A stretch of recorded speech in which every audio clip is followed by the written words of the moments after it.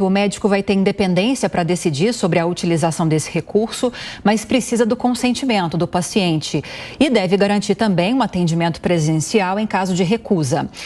E para a gente entender um pouco mais sobre esse assunto, a gente fala agora com uma especialista em direito da saúde, Merces Nunes. Bem-vinda, Merces. Boa tarde. Boa tarde, Lívia. Prazer estar aqui com vocês. Obrigada. Agora, Merces, parece que esse projeto talvez tenha demorado um pouquinho para ganhar fôlego no Congresso Nacional. A telemedicina ou telesaúde foi bastante utilizada ao longo da pandemia. Existia, naquele momento, um decreto de emergência em saúde que permitia esse tipo de atividade, mas logo ao fim desse decreto foi necessário avançar com essa discussão para oficializar, né, esse atendimento virtual. O que muda com essa proposta? Ela foi aprovada primeiro na Câmara, seguiu para o Senado, foi aprovada com alterações e vai precisar voltar para a Câmara. Mas até agora, o que a gente tem nesse projeto?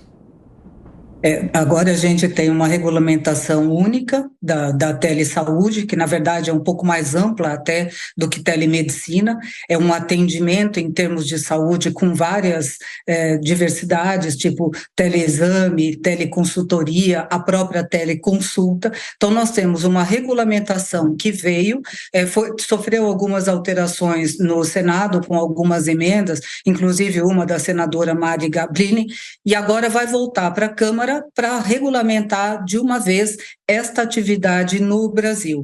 Nós tivemos esse avanço a partir da pandemia e isso permitiu que as diversas pessoas em lugares muito remotos do Brasil que não tinham acesso à medicina mais propriamente dita, agora passam a ter.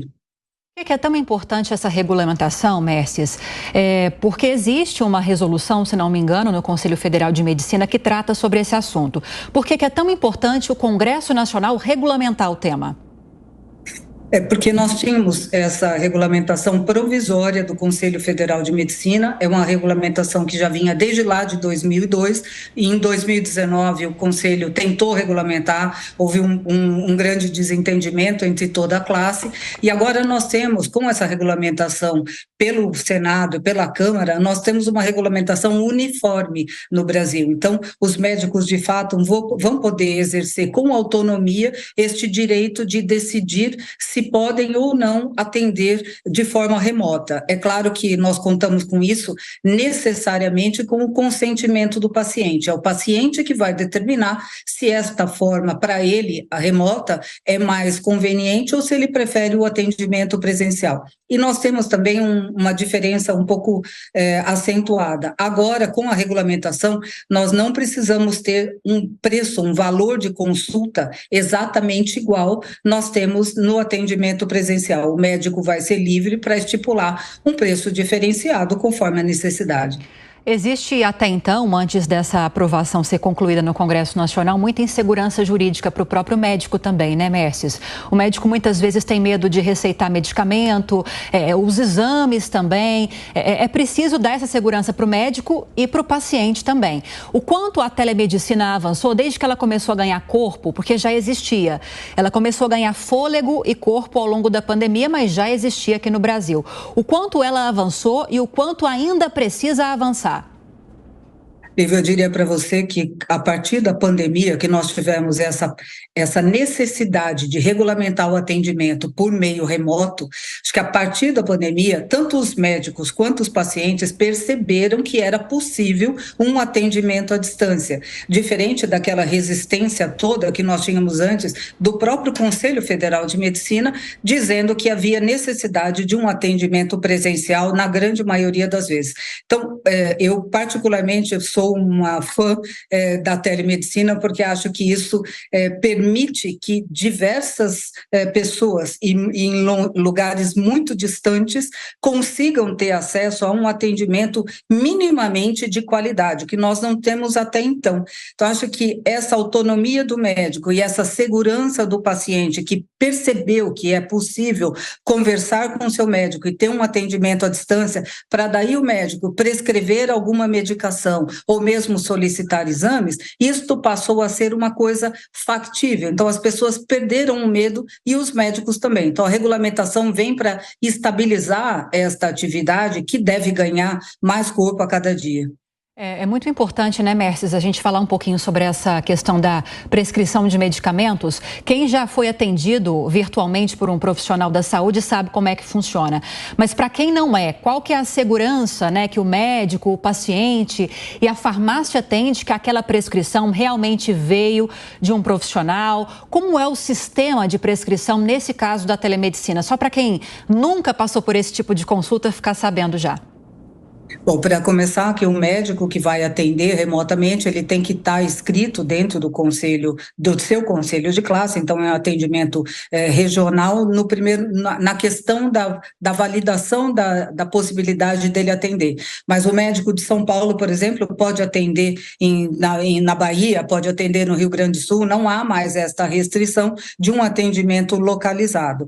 E os médicos, quando fazem isso, existem diversos sites que eles se cadastram e se credenciam para poder prestar este atendimento. O trabalho é feito por meio a prescrição é feita por meio de certificado digital, então o médico é uma chave de segurança que está interligada com as farmácias como um todo. Então, o farmacêutico na ponta consegue checar se aquela chave de segurança é uma chave verdadeira e atender o paciente quando ele apresenta a prescrição basicamente por meio do celular. Ele chega lá e diz, olha, meu médico prescreveu, ou por meio de um e-mail, não importa, mas o farmacêutico consegue checar se aquela chave de segurança é uma chave verdadeira e aí sim atender a prescrição solicitada.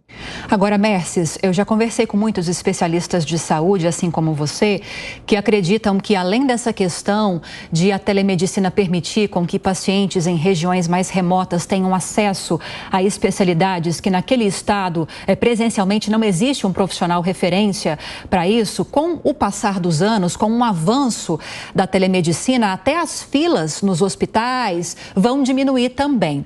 Mas aí eu te pergunto, Merces, quero te ouvir a respeito disso, se você concorda com esse pensamento, com essa análise, e como está a telemedicina no SUS? A telemedicina no SUS já está caminhando, vou dizer assim, mas a ideia e o trabalho todo é de que ela seja efetivamente implementada. Hoje nós já temos a telemedicina atuante dentro do SUS, diversos médicos e muitos hospitais também já conseguem prestar um serviço remoto, mas ainda nós temos muito a avançar. Eu acredito que há um direcionamento e um esforço também para que a telemedicina seja cada vez mais uma realidade, inclusive no Sistema Único de Saúde. Não tem como a gente deixar este recurso de lado com o avanço da tecnologia. Então, cada dia mais, isso vai sendo incorporado ao SUS e daqui a pouco vai ser uma realidade efetiva.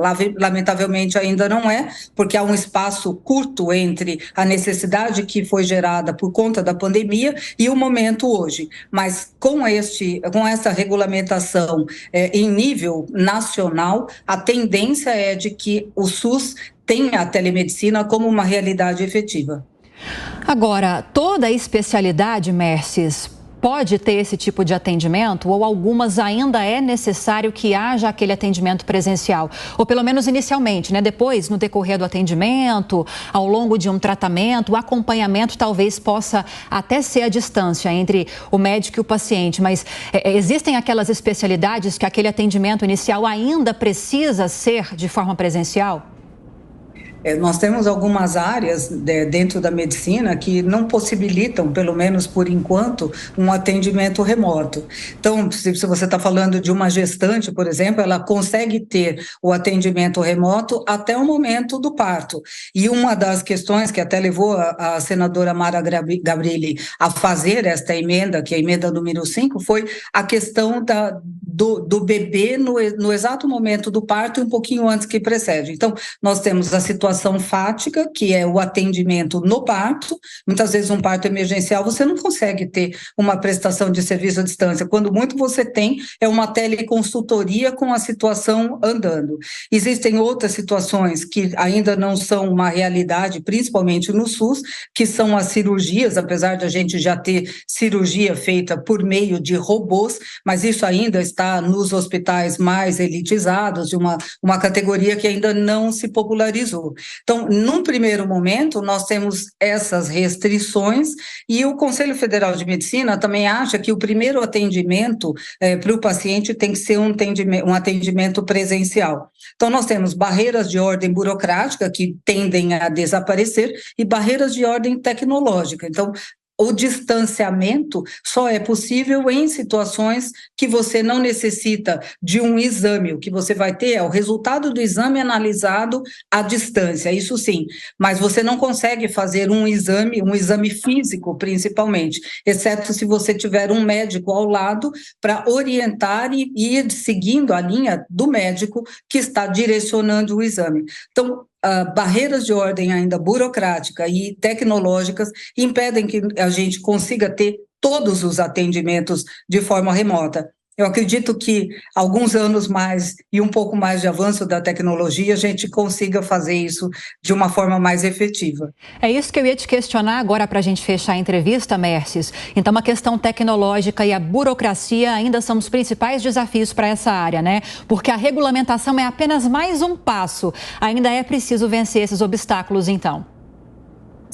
É necessário vencer esses obstáculos e a regulamentação, Lívia, traz a segurança para o profissional e para o paciente, que sabe que o médico tem que atender, primeiro, com o consentimento dele, segundo, as normas éticas todas do médico, o sigilo na consulta, tudo isso continua, não importa que o atendimento é à distância, não muda a forma do médico atender e muito menos os princípios e a ética que ele deve observar. Agora, nós temos essas regulamentações que trazem esta segurança, mas precisamos vencer essas duas barreiras ainda. Com toda certeza, queria agradecê-la, Mércies Nunes, que é especialista em Direito da Saúde, pela entrevista nesse fim de semana. Seja sempre muito bem-vinda aqui à Jovem Pan News, viu? Boa tarde.